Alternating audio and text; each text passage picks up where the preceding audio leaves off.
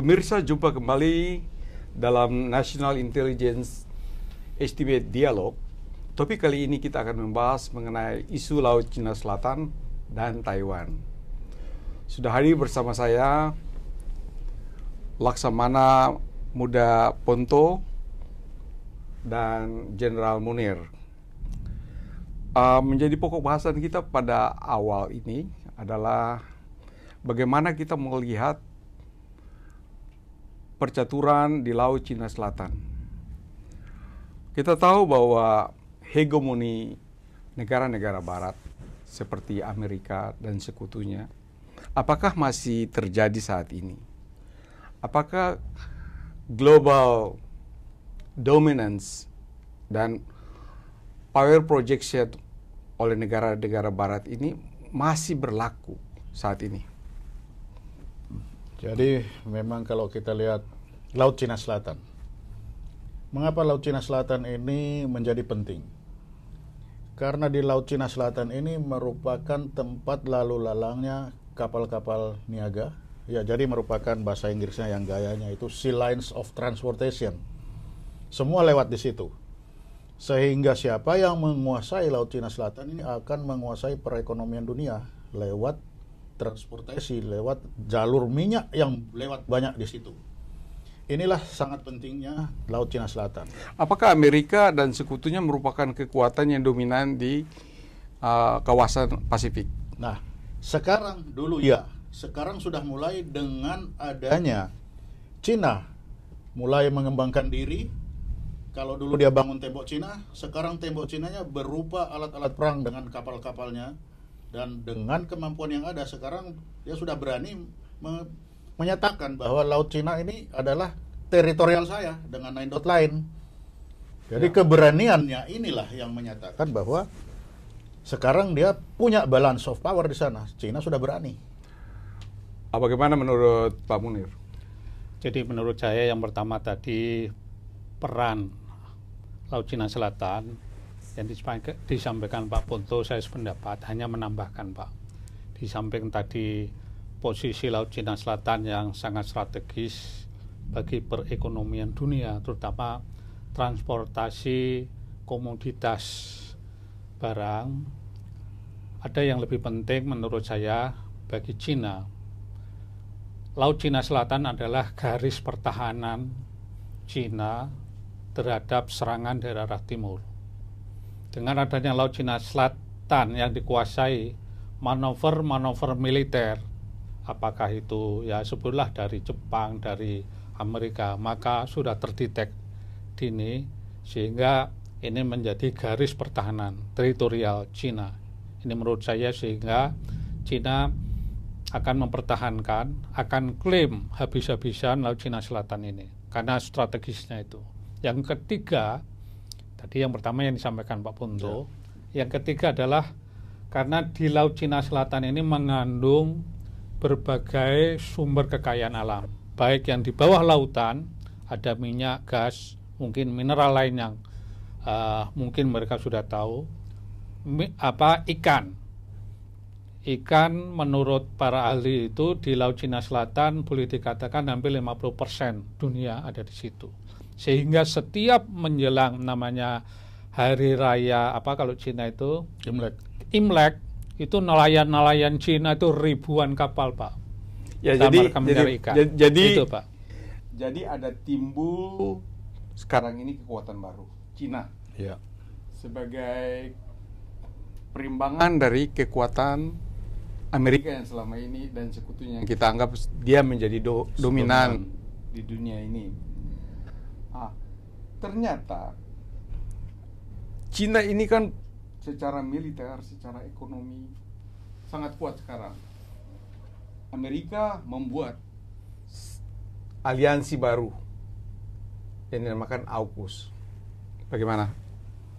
Nah, inilah bentuk bahwa Amerika ini supaya tidak sendiri. Ini kepercayaan diri, berarti dia merasa kalau sendiri ini tidak mampu. Diperlukanlah kawan-kawan baru dalam bentuk AUKUS ini kan.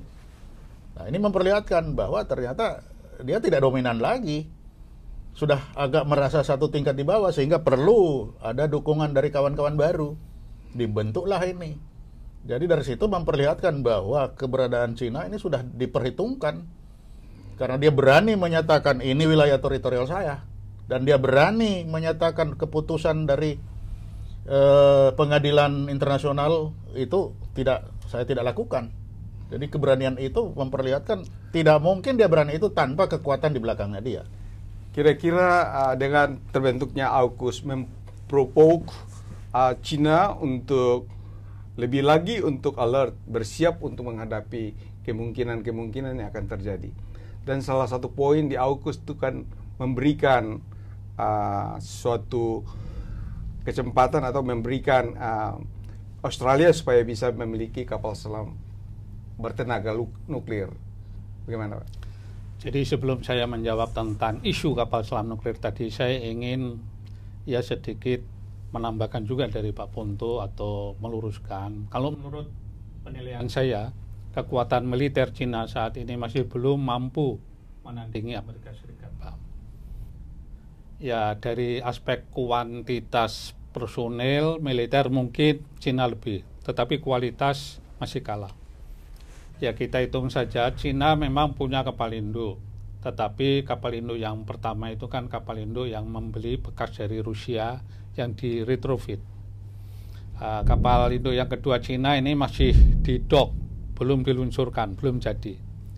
Dibanding Amerika sudah berapa kapal induk sudah operasional dari mulai Perang Dunia sampai sekarang. Yang terakhir adalah kapal induk Gerald Ford, itu sudah bertenaga nuklir, ya, belum yang kelas, yaitu kelasnya kelas Nimitz, ya, ada Gerald Ford, terus siapa lagi itu ada, jadi belum armada yang di Pasifik.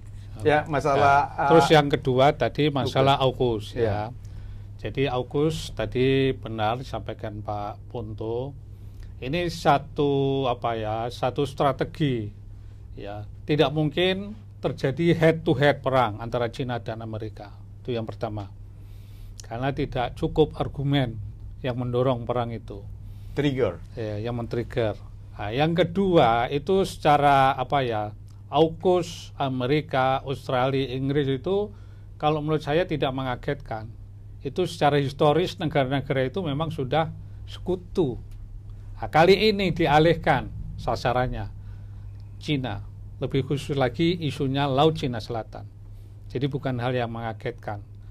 Tentang kapal selam nuklir itu kan argumennya kalau kita dengar itu adalah kapal selam Australia yang bertenaga nuklir tetapi tidak memiliki senjata nuklir. Dan itu tidak mudah, Pak. Australia perlu waktu kalau ingin membuat sendiri kapal selam nuklir.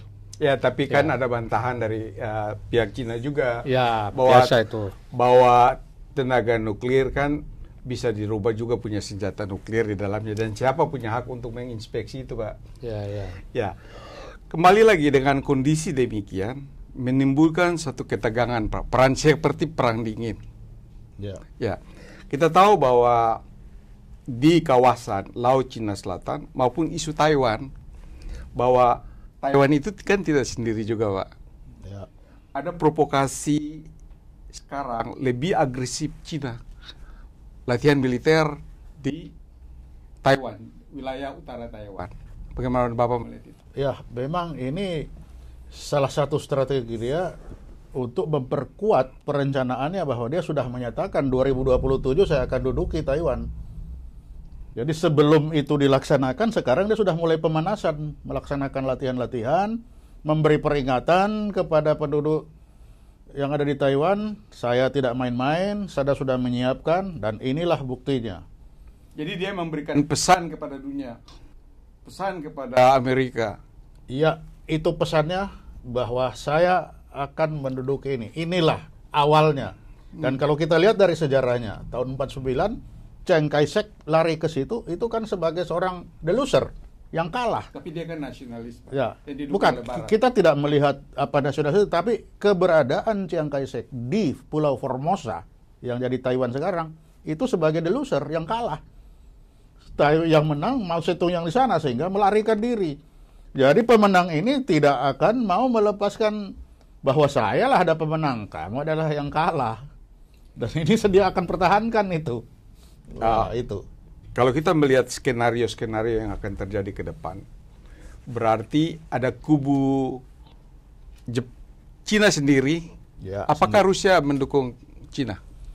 Kalau Rusia selama ini kan dia belum kelihatan.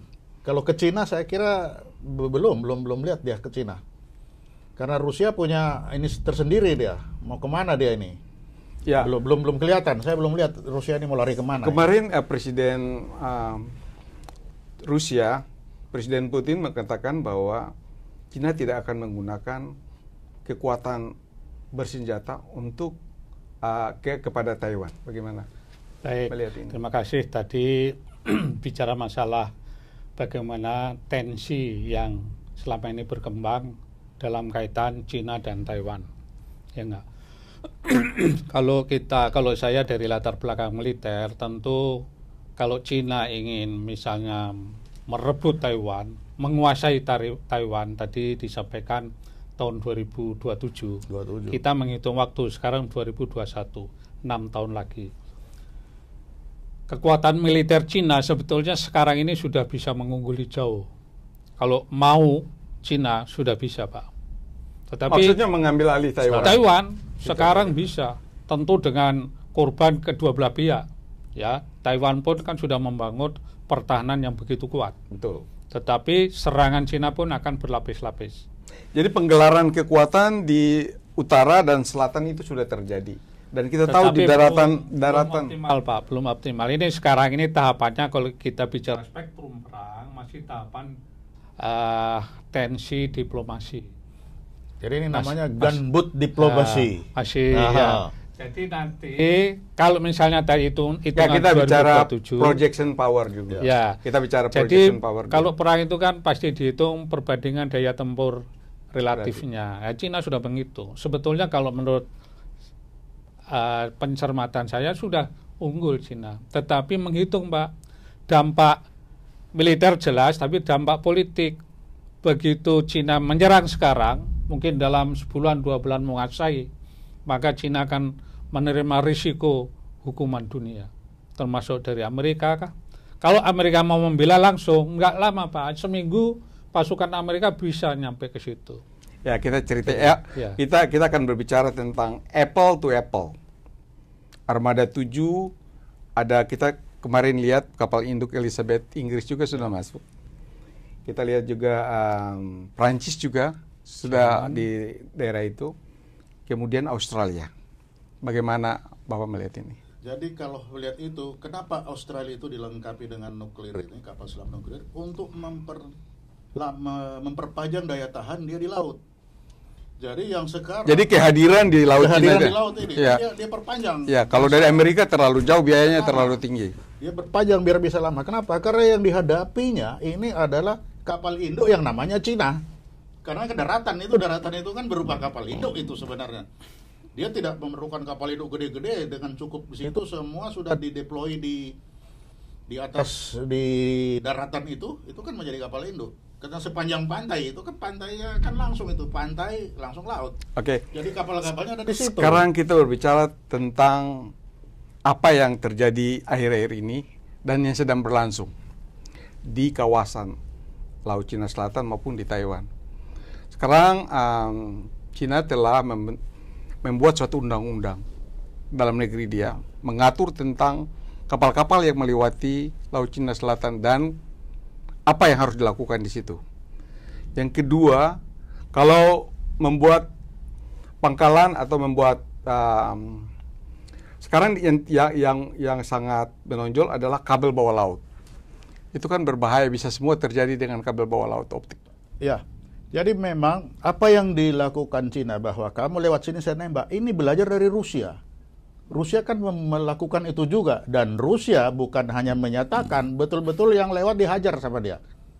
Nah sekarang Cina ikut, dia testing the water. Nah kita tinggal lihat, dia betul-betul apakah hanya mengumumkan atau ikut dengan Rusia menembak. Kalau Rusia betul-betul dia lakukan. Nah dengan adanya ini, Dia testing the water. Jadi kalau saya lihat sekarang memang dia sedang melaksanakan gunboat diplomasi. Follow, you do my will. Saya maunya ini, kamu ikut. Kalau tidak, saya hajar.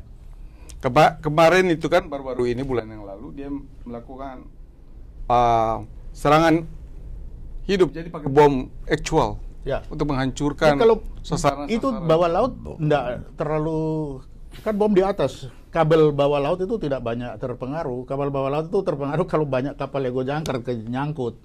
Kalau kabelnya ada jauh di dalam sana. Bapak Ketua Das, kapal selam Amerika mendetek ada objek kemarin di bawah laut yang tidak diketahui dan ditembak. Ya. Bagaimana? Dihubungkan dengan drone-drone bawah laut yang kemarin juga sempat menjadi isu di Indonesia. Ya, sekarang kan zaman teknologi maju, termasuk alutsista, ya militer, apalagi Amerika itu canggih.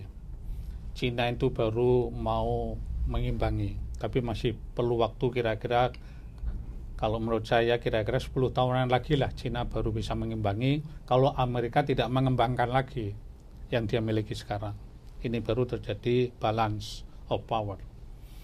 Terkait dengan isu kabel laut kah, drone laut, itu bukan hal yang aneh, Pak. Bukan hal yang aneh, ya. Bahkan ya kita mendengar ya itu sekarang sedang didesain itu namanya kapal selam.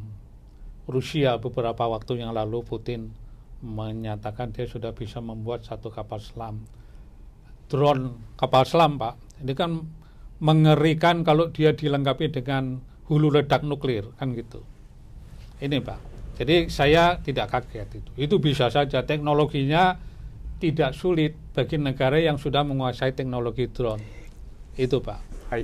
Kita lihat sekarang bahwa perimbangan kekuatan di laut sangat menonjol. Tetapi tidak terlepas juga di udara, Pak. Cyber. Bagaimana Bapak melihat itu? Ya, memang sekarang kalau cyber itu sudah jadi sekarang jadi yang utama. Bahkan pesawat tempur pun diganggu dengan cyber sekarang kan, semua bagaimana juga GPS juga cyber. Jadi cyber ini number one sekarang memang. Isu kapal perang Amerika dihack oleh pihak Jadi Cina. kalau kita lihat, kita kan pernah menemukan drone bawah laut di Indonesia. Karena sekarang Cina itu banyak membuat itu murah-meriah dan dilepas di Laut Cina Selatan. Maksudnya? Itu apa maksudnya? Ini dia sudah bisa mengganggu pelayaran. Dia sudah bisa tahu ada kapal-kapal yang lewat, bunyi-bunyi suara. Kan dia lepas gitu aja. Dilepas sekian banyak. Nah, si kapal selam ini kan nggak punya mata di dalam. Dia hanya kayak ikan paus saja. Tuing-tuing ada barang di depan. Tahu-tahu yang ditembak itu cuma si drone itu aja yang lagi main-main itu. Si drone-drone itu kan main-main. Dia turun penuh, dia lari ke atas lagi. Laporan, turun lagi. Gitu aja. Bayangkan kalau dia lepas semua itu ribuan di situ. Kapal yang datang pun itu pasti terganggu.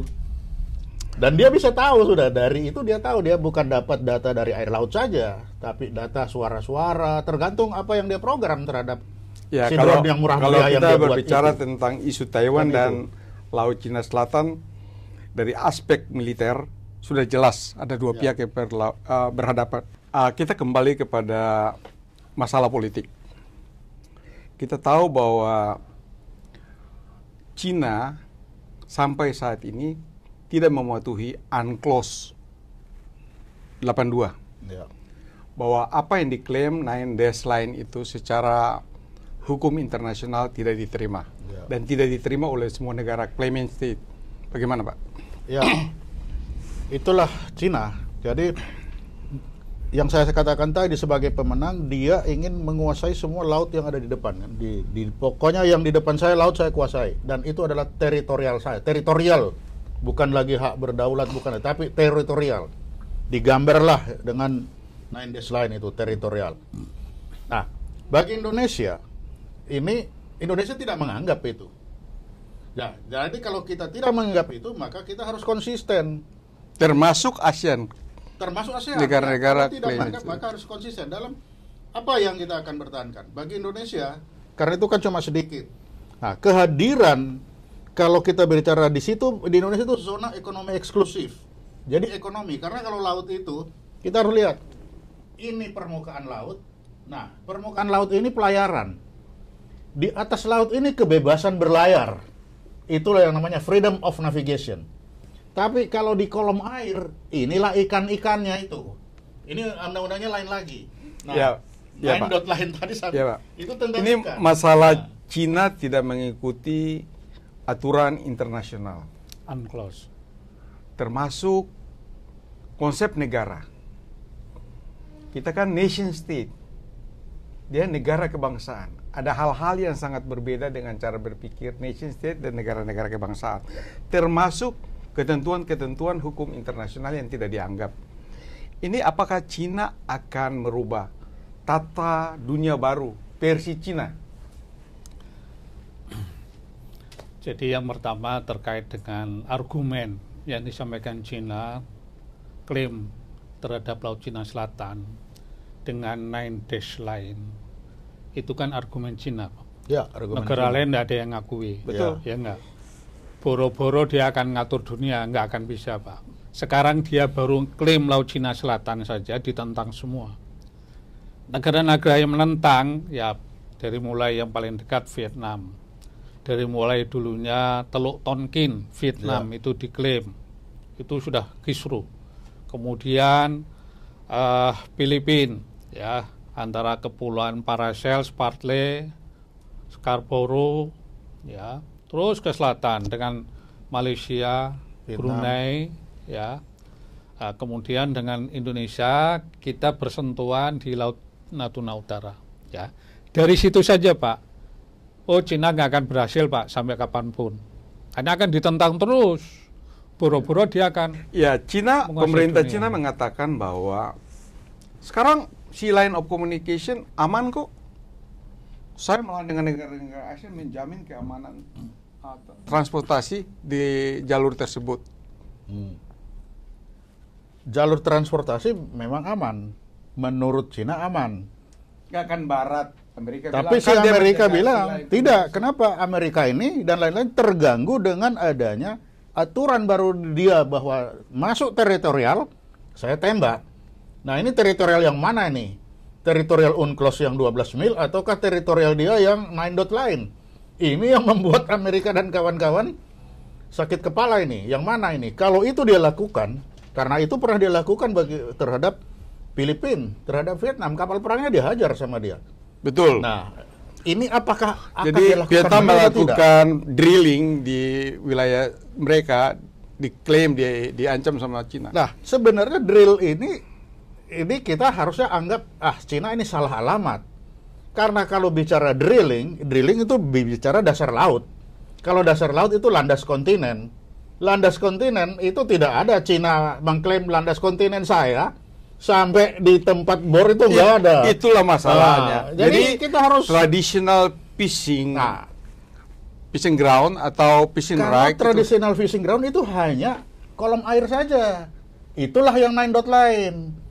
Tapi kalau pengeboran itu dasar laut. Yang Cina tidak pernah klaim. Beda dengan Indonesia dengan Vietnam. Ada sengketa landas kontinen. Betul. Tapi dengan Cina tidak ada sengketa itu.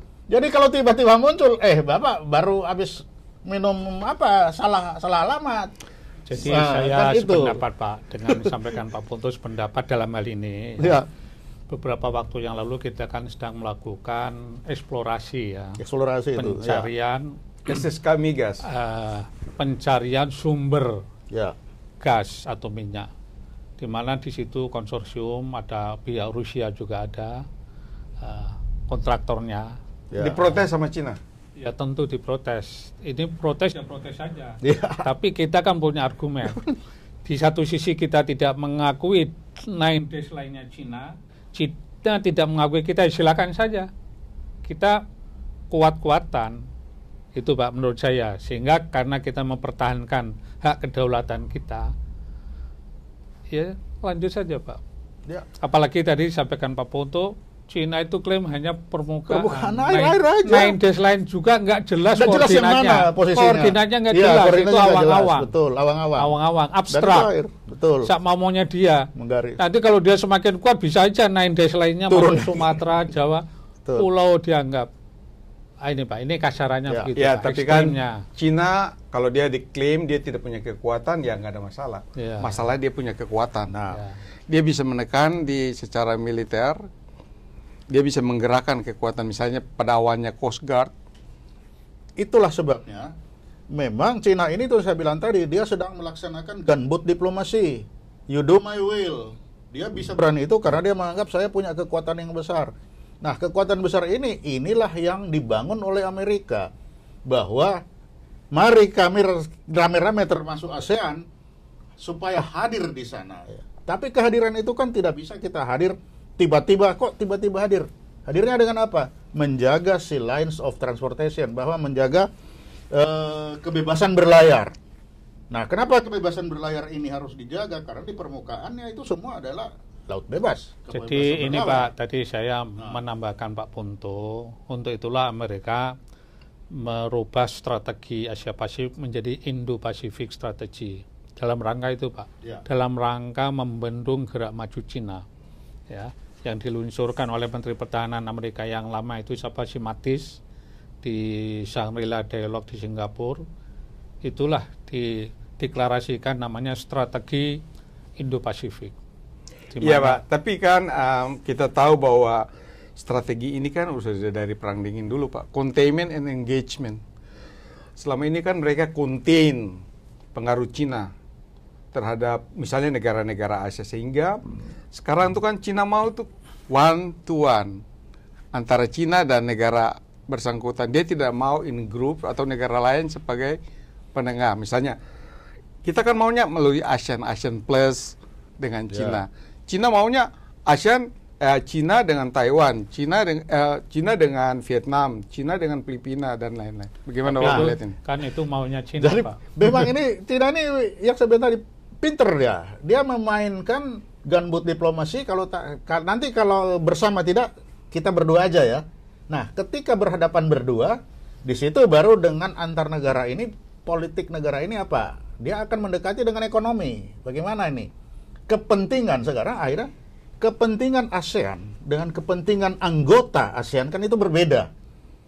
Nah, dia akan mencari ini mana yang ikut-ikutan, mana yang betul-betul punya kepentingan. Nah, kalau yang punya betul-betul kepentingan dengan Cina, nah di situ dia selesaikan. Apa maunya? Saya yakin nanti di ujung-ujungnya kalau dia melihat banyak barter ekonomi. Kita lihat sekarang politik Amerika di bawah Presiden Biden. Bagaimana, melunak atau lebih seperti sebelumnya? Kalau ini kan tambah mengeras dia dengan membangun AUKUS, dengan ini kan semakin memperlihatkan saya ototnya. Nah, ini juga kita harus melihat bahwa memperlihatkan otot karena dia untuk mendapatkan dukungan politik juga kan. Bagaimana di sana? Jadi menurut saya Pak, Bapak tadi menanyakan era Presiden Amerika Joe Biden. Kalau saya cermati, memang dilihat dari narasi yang disampaikan Joe Biden seakan-akan lunak. Tapi substansinya justru lebih keras, Pak. Ya. Kita melihat strategi langkah-langkah Joe Biden itu lebih sistematis. Lebih merangkul sekutunya untuk bergerak sama-sama. Ini lebih masif, Pak, menurut saya. Jadi tidak Amerika sendiri head to head ke China. Itu Pak, sehingga ini menurut saya lebih unggul kelihatan itu. Jadi kan tidak begitu saja terbentuknya AUKUS. Jelas ada laporan intelijen, ada observasi yang terus-menerus tentang perkembangan di Laut Cina Selatan. Termasuk gerakan agresif dari pemerintah Cina dengan angkatan bersenjatanya. Sehingga buat kita sebagai seorang analis, ini ada apa ini? Maksudnya pembentukan AUKUS di belakang itu semua. Ya, jelas pembuatan AUKUS ini untuk secara politis memperlihatkan kepada China bahwa inilah negara-negara ini satu kita ada dalam satu payung untuk berhadapan dengan Anda. Karena China kan berupaya memecah belah dengan face to face. Tapi dengan adanya AUKUS ini kita satu. Jadi tidak mungkin kamu berhadapan dengan face to face karena ini ada satu langkah, ada satu kekuatan bersama yang akan Anda hadapi, kan itu. Oke, jadi sekarang kembali kepada Taiwan. Keputusan-keputusan Cina untuk menyerang atau tidak menyerang itu kan keputusan politik. Ya. Keputusan politik. Dia sudah komitmen 2027 masuk dong provinsi, menjadi provinsi bagian dari Republik Rakyat Cina. Kalau misalnya skenario, ada 3 skenario. Kalau secara diplomasi tidak bisa, kemungkinan kan menggelar kekuatan militer. Skenario pertama adalah dia bagaimana mengetat Taiwan. Gimana? Ya, dia akan mengurung. Nah, itulah sekarang ini dia berupayakan untuk memecah-mecah supaya nanti dia sendiri dengan Taiwan ini face to face. Jadi betul-betul diisolasi sama dia. Dan dia sudah memperlihatkan, perlihatkan bahwa saya serius. Nah, dengan serius ini harapannya di dalam Taiwan sendiri terjadi perpecahan pendapat di bidang politik. Ya. Udahlah, nggak usah. Kan ini presiden sekarang pengennya kita publikasikan. Nah, ini yang tidak mau sama sekali diterima oleh Cina, bahwa Taiwan mempublikasikan diri sebagai negara merdeka, diterima dunia. Ini yang dia tidak mau. Kalau itu dilakukan, saya kira Cina pasti akan nyerang. Kalau itu dilakukan, karena ini harga diri. The loser kok berani-beraninya. Nah, itu. Jadi kalau menurut saya kita melihat juga bagaimana perkembangan di dalam negeri China juga, Pak. Dinamika Partai Komunis Cina yang akan sebentar lagi melakukan suatu kongres. Kenapa timingnya tadi mengambil tahun 2027 itu adalah latar belakang dinamika politik tadi, Pak. Jadi seorang Presiden Xi Jinping juga kan perlu dukungan. Untuk mendapat dukungan, kepercayaan, ini kan harus ada jargon, isu-isu yang kira-kira menarik. Isu Taiwan ini kan isu yang sangat menarik. Isu yang sangat menarik bagi sebagian besar rakyat Cina. Ini, Pak. Sehingga itu akan digodok, akan dikembangkan terus oleh Presiden Xi Jinping. Oke. Kemungkinan kedua, kalau dia menentukan buffer zone namanya, tidak boleh masuk keluar ke Taiwan, Selat Taiwan khususnya. Ditutup. Taiwan tetap nggak mau juga. Kemungkinan Pearl Harbor? Pas dia akan lakukan itu. Kenapa? Karena dia itu the winner. Dia akan serang langsung. Dia akan serang. Dan dia sudah kasih contoh. Sudah ada contoh bagaimana yang diserang si Vietnam kan? Kapal Vietnam ini diserang sama dia. Itu hanya gara-gara perebutan pulau. Jadi gini, Pak, komentar saya terkait hal yang disampaikan Bapak tadi. Ya mungkin pada saat Taiwan mendeklarasikan sebagai negara, itu akan memancing kemarahan China. Tapi China untuk bisa menyerang balik, apalagi merebut, itu menghitung 7 kali, Pak. 7 kali, Pak. Jadi kalau mau merebut, kalau hanya memberi pelajaran, itu bisa saja. Senjata-senjata jarak jauhnya Cina sudah bisa cukup untuk menghancurkan menghancurkan tetapi tidak merebut, Pak. Di utara dan di selatan. Ini pernah terjadi, Pak. Pelajaran Cina terhadap Vietnam. Kalau tadi contoh kapal, tidak hanya kapal, Pak. Pernah boleh dilihat dalam sejarah ya. Pasca Vietnam merdeka lepas dari penjajahan Perancis, itu Cina melakukan manuver ke perbatasan Vietnam, Pak. Beberapa divisi pasukan Cina memberi pelajaran. Waktu itu Cina ditegur oleh Rusia, Cina kamu jangan macam-macam sama Vietnam. Macam-macam kamu saya hajar juga dari sini. Oke, kita kembali. Pak, ini sejarah, Pak, ya. Jadi belajar itu Cina bisa mengganggu gusar istilahnya, menghancurkan, tapi belum merebut. Kalau merebut, dia pasti akan masih berpikir dengan manuver atau projection force-nya Cina ke Taiwan, pasti Amerika dong. Ya, itu yang kedua tadi belum saya sampaikan. Kalau dia mau merebut, Amerika pasti turun tangan dengan sekutunya. Ya, bicara Amerika tidak sendirian juga, pasti sekutunya, Pak. Coba lihat di sejarah di Cina mana sudah mengancam sampai Amerika ikut-ikutan mau bisa ngapain? kiamat, Armageddon. Sekarang duluan mana kan gitu persoalannya. Jadi prediksi kekuatan Cina itu yang di atas kertas belum tentu yang seperti yang di bawah yang sebenarnya. Ya justru itu, Pak.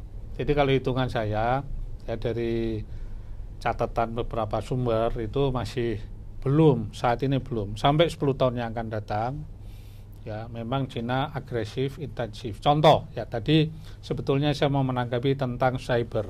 Ya, bicara cyber adalah satelit. Makanya Cina sekarang bersemangat untuk membangun satelit sendiri. Sudah punya satelit Ya, sendiri. itu masih kurang, Pak, untuk kepentingan ini. Ya, masih kurang banyak. Amerika sudah banyak sekali. Rusia sudah banyak sekali, Pak. Ya, karena bicara cyber. Saya percaya manakala terjadi pertempuran, perang cyber, ya ibarat meninju nggak kena kepala. Ya, masing-masing sudah punya, Pak. GPS sudah punya versi, Rusia punya sendiri, Cina punya sendiri. Kalau tadi disampaikan ada kapal selam Amerika merasa dijam oleh Cina, itu untuk narasi publikasi politik dunia, Pak. Dia nggak masalah dijamming, dia masih bisa. Oke, Itu, kembali Pak. kepada sudah masuk kepada strategi. Kalau ini terjadi bahwa sampai 2027 dan Cina akan menyerang. Gimana strategi Amerika untuk mendukung Taiwan? Apa seperti Desert Storm? Beda. Menghancuri semua pusat-pusat kendalinya Cina, infrastruktur Cina, critical infrastructure. Saya kira nggak akan begitu dia, karena Cina juga sudah menyiapkan perlawanan kan seperti itu. Dia sekarang saja kapal-kapal niaga Cina itu sudah tidak kelihatan di GPS itu.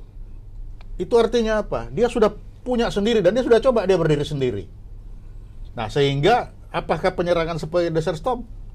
Ini dia sudah perhitungkan mana saja Desert Storm ini bisa berhasil didukung dengan cybernya. Jadi tidak mungkin bentuknya seperti Tidak itu. mungkin lagi bentuk seperti itu. Jadi benar, saya kira tidak persis Desert Tidak persis. Storm. Karena beda kalau Desert Storm itu Kuwait dalam satu daratan. Ya, Nah, beda, Pak, perang daratan dengan ada lautnya. operasi gabungan laut. Ini armada Pak, armada. Kita Iya cerita tentu armada. pasti akan melibatkan armada, Pak.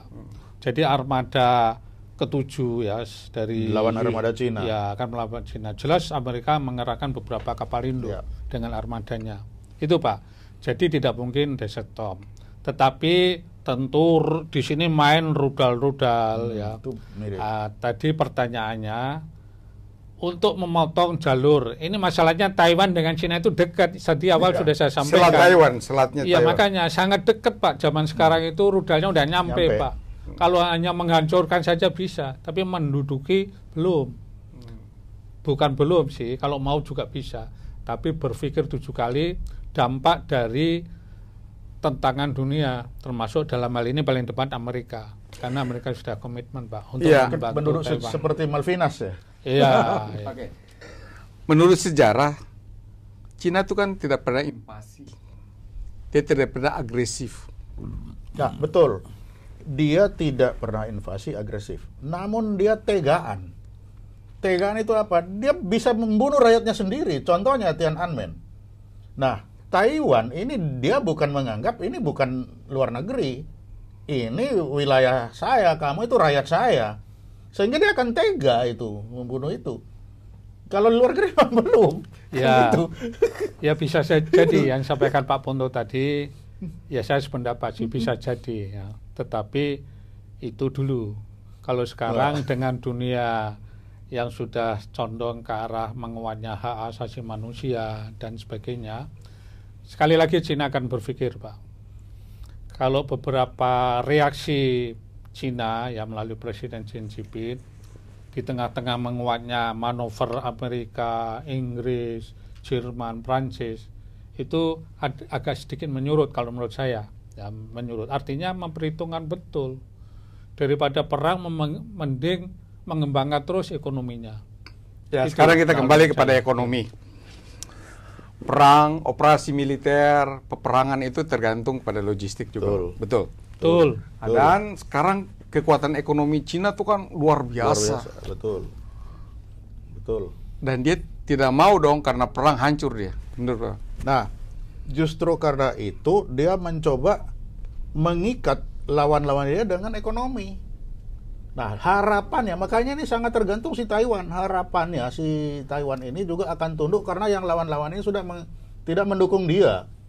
Tapi kalau ini mengganggu, dia muncul begitu harga diri, ini Cina ini jangan sampai harga diri aja. Karena begitu harga diri the loser-nya dimunculkan, the winner kan marah kalau harga diri. Ya, jadi menurut saya ya di sini peran, mohon maaf, intelijen penting sekali. Ya, kalau menurut saya. Kita belum sampai ke intelijen. Ya, belum. Masih ekonomi dulu. Ya, ekonomi. Kekuatan ekonomi. Ya, menentukan. Besar-besarnya kekuatan ekonomi Cina, Pak, suatu saat bisa turun, Pak. Bisa turun, menurut saya. Ya. Apalagi kalau dia terlalu kaku menerapkan sistem ekonomi komunis. Ya. Sekarang ini kalau menurut saya, ya, Cina itu bisa berkembang karena dia mengadop sistem ekonomi kapitalis juga. Ya. Nah, sejauh mana? Karena kita monitor di dalam negeri juga ini ada tentangan. Nah, Cina ini kan Pak, jadi artinya ekonomi Cina pun tidak akan selamanya naik. Jadi ya, Cina ini kan long game strategiknya Cina di Asia ini kan menang dibandingkan dengan strategiknya Amerika di Asia, karena dia seperti gurita, Pak. Dia bikin negara-negara tertentu tuh di Asia itu bergantung sama dia, malahan sampai di Afrika dan sampai di Pasifik. Bagaimana, Pak? Ya, Pak. Jadi itulah membuktikan apakah itu sistem kapitalis yang materialis yang dulu ada saatnya unggul, suatu saat akan ada titik jenuhnya juga menurun. Komunis juga gitu, Pak. Ada saatnya bawah, ada saatnya naik. Nah, jadi ini satu fenomena ekonomi dunia, Pak. Ya, fenomena ekonomi dunia yang kita harus cermati betul, ya, apalagi kita Indonesia justru menurut saya pada posisi yang netral, non-blok, bebas aktif ini sangat strategis, menurut saya. Itu, skenario Pak. Ketiga, masalah Taiwan, dia memblokade Taiwan, Cina akan memblokade laut Taiwan sehingga jalur supply logistik kan mati. Ya. Digabungkan dengan skenario kedua, menghajar. Mau nggak Taiwan ikut dia? Kalau diblokade sampai tertutup, kan mau nggak mau Taiwan akan tunduk. Ya. Mau nggak mau Taiwan akan tunduk. Apalagi kalau ini dia ditutup sama si Cina ini, supaya itu hanya face to face dengan dia, dengan yang lain-lain kan enggak. Atas nama demokrasi, negara Barat semua turun bantu, khususnya Amerika dan sekutu akan turun mati-matian membela Taiwan. Nah, ini pasti tergantung. Nah, ini tergantung apakah Amerika masih merasa Taiwan ini punya manfaat untuk dia. Itu aja. Ya, betul, saya sependapat Pak Ponto. Kita akan melihat sejarah ya Amerika, sikap dan perilakunya Amerika ya dalam beberapa peristiwa atau kejadian. Ya, terakhir di Afghanistan, di Vietnam, dan sekarang di Taiwan tadi yang kita diskusikan. Ya, saat ini ada kepentingan ideologi. Ya, ideologi. Ya, ideologi nasionalis. Ya, kapitalis. Ini, Pak. Nah, sejauh mana konsistensi tadi Amerika dengan komitmennya, ya. Terus yang kedua, komitmen hak asasi manusia. Manakala skenario Cina menghancurkan, meluluh lantakkan Taiwan, itu kan pelanggaran hak asasi manusia yang serius. Nah, dunia akan mengutuk dong. Dunia yang akan mengutuk. Ini, Pak. Jadi ini yang menurut dan Cina juga nggak akan mau. Justru itu, Pak, saya dari awal akan menyampaikan Cina akan berpikir 7 kali, Pak. Ya, justru yang paling cerdas, mohon maaf, bukan Cina tidak cerdas ya, adalah dengan intelijen, Oke, sekarang kita kembali ke intelijen, informational and Intelligence. Sekarang kan misalnya Intel sudah ketahuan menyusup ke daratan Amerika, Pak. Di critical infrastructure malahan teknologi di Silicon Valley banyak sudah tertangkap. Cina begitu, intelijen Cina begitu hebatnya bisa masuk sampai di dalam. Amerika menggunakan proksi-proksinya atau negara-negara proksi seperti negara-negara di Asia. Bagaimana Pak, Bapak melihat ini? Ya, memang sekarang intelijen kan informasi ya, jadi dia sudah bisa masuk kemana-mana. Keuntungan Cina sekarang, dia dengan kekuatan ekonominya yang ada sekarang, dia pasti agennya ini bisa dikendalikan dengan kekuatan ekonominya kan. Di satu sisi si Amerika tidak bisa sebebas Cina. Termasuk di bidang teknologi, Pak. Nah, di bidang teknologi, Cina sekarang banyak murah meriah yang dia bikin. Itu menguntungkan, sekali pakai buang, sekali pakai buang. Sehingga kegiatan-kegiatannya Cina ini sangat sulit dilacak. Karena kamera habis pakai buang, oh murah meriah. Sedangkan di Amerika, wah mahal, diulang, pakai lagi, begitu ketangkap ketahuan. Kalau Cina kan enggak, murah meriah. Information warfare. Satunya adalah electronic warfare, psychological ops. Dan kita lihat itu dari hari ke hari kan berlangsung, Pak. Mereka menyerang dengan cyber, perang di media. Bagaimana Bapak melihat ini? Jadi bicara cyber sekali lagi, tadi kan sudah saya singgung alat ya, alat. Jadi kalau sampai situasi sekarang ini kan Cina juga memiliki sistem sendiri, sementara negara-negara di dunia pakai yang punya Amerika lah sebagian besar. Ya. Nah, dia masuk ke situ, dia nyerang. Tapi sebetulnya dia sendiri punya. Ini Pak, bicara cyber, itu satelit yang dia punya sistem yang bisa mengirim informasi dan memantulkan kan gitu. Jadi itu Pak. Jadi kembali lagi. Jadi secara militer, secara politik, dan diplomasi, secara ekonomi, ini berimbang nih Pak. Cina bukan terlalu imperial dibandingkan dengan Amerika dan sekutunya. Gimana Pak? Ya betul. Kita lihat, kalau mau lihat yang terakhir ini, kalau dari intelijen kan kita melihat dari indikasi. Kita lihat saja indikasi di Inmarsat, bahwa kapal-kapal niaga Cina itu berkurang sampai 80%. Nggak, di mana, entah kemana dia. Ini artinya apa? Dia tidak pakai lagi itu Inmarsat itu. Tapi keberadaan secara fisik di laut itu tetap, itu kapal niaga. Kita lihat kapal niaga aja, itu ada fisik. Tapi begitu dilacak, tracking the ship, itu nggak ketemu di mana dia. Nah artinya apa? Dia sudah tidak lagi menggunakan itu, dia sudah membangun sendiri. Jadi akhirnya kita kembali ke gray zone. Jadi dari situ dia sudah punya. Jadi akhirnya tidak ada, dalam waktu dekat ini tidak ada konfrontasi atau perang terbuka di Laut Cina Selatan ataupun di wilayah Taiwan. Keseimbangan. Apa yang dikatakan gray zone. Ada milisia-milisia seperti itu, mungkin dalam waktu dekat itu yang akan terjadi. Menurut Bapak bagaimana? Milisia. Nah, ini yang kita harus luruskan dulu. Kalau milisia itu ada di darat. Kalau yang ada di laut itu jelas itu apakah awak kapal atau kapal perang atau kapal niaga, kan jelas. Kapal-kapal ikan dipersenjatai. Nah, kapal ikan dipersenjatai ini kan ditangkap. Dibiayai oleh negara. Nah, kapal ikan di tengah laut. Dikawal. Nah, apa yang dia lakukan di sana sekarang? Sekarang kapal ikan itu di tengah laut, di itu mau ngapain? Apa yang di laut itu nggak ada apa-apanya?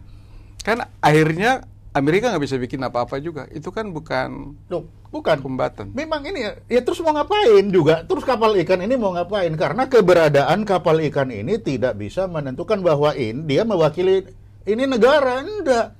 Kapal ikan yang sipil tetap saja itu kapal ikan. Ini yang terjadi di halaman depan rumah kita. Gimana Indonesia akan bersikap, Pak?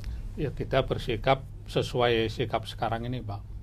Jadi kita tetap yang pertama konsisten, teguh terhadap wilayah kedaulatan kita. Itu tetap. Kedaulatan. Tidak bisa ditawar. Ya. Tidak bisa ditawar, Pak. Kedaulatan ini jelas, termasuk tapi hak berdaulat. Ya termasuk hak berdaulat. Termasuk itu Pak. Maksud saya dalam kaitan, dalam konteks isu Laut Cina Selatan. Yang pertama kita teguh tidak mengakui 9 days line. Betul. Karena nggak jelas. Itu kita harus firm itu. Iya harus firm. firm. Itu ditekankan. Oleh karena itu kita boleh berbuat apa saja di wilayah kita. Betul. Yang kita akui, yang sudah diakui oleh dunia internasional juga. Ya enggak? Kita sudah ada pengakuan. Sementara Cina belum ada Pak. Jadi kita nggak usah takut. Nah, Satu lagi Pak, untuk Pak Ponto. Mantan Kepala Badan Intelijen Strategis ABRI, TNI. Cina berani nggak menenggelamkan kapal kita di zona ekonomi eksklusif kita? kalau di zona ekonomi eksklusif tidak. Di wilayah di mana terjadi irisan itu, klaim Cina dan ZTE kita. Nah, kalau diklaim yang di tempatnya dia, yang di sepanjang kita lihat dulu apa masalahnya di situ. Misalnya dia Kalau kawal menangkap. kapal ikan dia dan kita mengusir dia nggak mau dan kita melakukan perlawanan. Kita berani nggak melakukan perlawanan? Dia nembak, berani dia nembak. Sudah ada contoh Vietnam. Lalu contoh kedua, Dia berani nembak kita? berani. Kita Berani. ini negara Muslim terbesar di Berani dia. di dunia loh Karena Pak. dia sudah lihat itu kasus bagaimana kasus di Vietnam. Terus yang kedua kita lihat aja kasus KRI Chip tadi. Itu kapal ikan aja berani dinabrak itu kapal. Jadi dia berani menembak dia nabrak. kapal kita. Menurut penilaian Bapak? Berani. Dia akan berani. Menurut saya Cina akan berhitung Pak. Atau dalam tanda kurung tidak akan berani Pak. Jadi paling-paling ya diplomasi. Contoh yang terakhir waktu kita survei eksplorasi di wilayah Natuna Utara. Mereka protes. Ya nanti protes-protes itu aja Pak. Kita protes, dia protes. Ya itu. Kalau tadi di depan Bapak menyinggung sifat agresivitas Cina, ya katanya enggak punya. Jadi ini konsistensinya di situ Pak. Cina itu menurut saya sekarang ini masih mengutamakan ekonomi. Militernya masih belum betul ini Pak. Nah, untuk itulah ya kita juga harus berani itu Pak. Apa perlu kita mengembangkan kehadiran kekuatan militer kita? Harus. Harus. Itu nomor satu. Jadi memang kalau kita menganggap bahwa ZTE itu milik kita, ya hadirlah di sana. Bukan hanya kekuatan militer, tapi kekuatan ekonomi pun nelayan-nelayan itu ke sana lah. Kalau meja ini kosong, ya diambil kucing. Undang-undang TNI menjaga kedaulatan negara 12 mil. Loh, bukan TNI AL kan jelas menegakkan kedaulatan itu di wilayah laut yurisdiksi. Mana wilayah laut yurisdiksi? Menegakkan hukum. Ya, menegakkan hukum dan menjaga keamanan. Satu isu di lagi. Wilayah laut yurisdiksi. Jadi kalau wilayah laut yurisdiksi tidak hanya sampai 200 mil, tapi sampai landas kontinen 350 mil ke sana. TNI AL punya kerjaan itu. Makanya keberadaan TNI AL itu sangat penting Ya, untuk betul, menjaga Pak. itu. Karena undang-undang kita begitu. Sekarang Indonesia atau pemerintah sekarang lagi membentuk atau masalah Coast Guard. Gimana Bapak melihat? Nah, Coast Guard. Kita lihat ini ada salah persepsi. Coast Guard itu dianggap fungsi. Padahal Coast Guard itu bukan fungsi. Coast Guard itu adalah nama organisasi yang umumnya di dunia ada 3 yang dia lakukan si Coast Guard ini. Organisasi yang namanya Coast Guard. 1, maritime safety. Apa maritime safety itu? Keselamatan dan keamanan pelayaran. Yang kedua, maritime security. Itu apa ini? Supaya kapal-kapal ini tidak dirampok, supaya kapal ini tidak dicuri orang. Lalu yang ketiga, prevention on marine pollution. Menjaga perlindungan lingkungan maritim. Ya, tapi 200 mil itu kan jauh, Pak. Lah, bagaimana kapal-kapal? Yang bisa kan hanya kapal angkatan laut, gimana, Pak? Jadi begini, Pak. Ini kan kita udah menyimpang dari isu laut Ya, Cina Pak, Selatan. udah kembali ke kita. Jadi 200 mil itu jangan dibilang jauh, Pak, zaman sekarang. Kecil. Ya, itu dekat, Pak. Maksudnya kapal-kapal untuk Bakamla, kapal-kapal Itu Iya, kan belum mampu. jadi kita harus konsisten terhadap pengakuan kita. Kalau kita bilang disampaikan Pak Ponto tadi bahkan bisa sampai 350 miles, ya kita harus punya kemampuan itu. Artinya kita harus mengembangkan dari mulai angkatan lautnya maupun unsur-unsur yang terlibat di dalam peran pengamanan. Jadi kita tetap membangun kekuatan di Natuna Harus untuk menjaga kedaulatan maupun wilayah Iya, daulat Pak. kita. Karena saat ini laut itulah yang sedang ada potensi konflik. Kita harus membaca, ya enggak?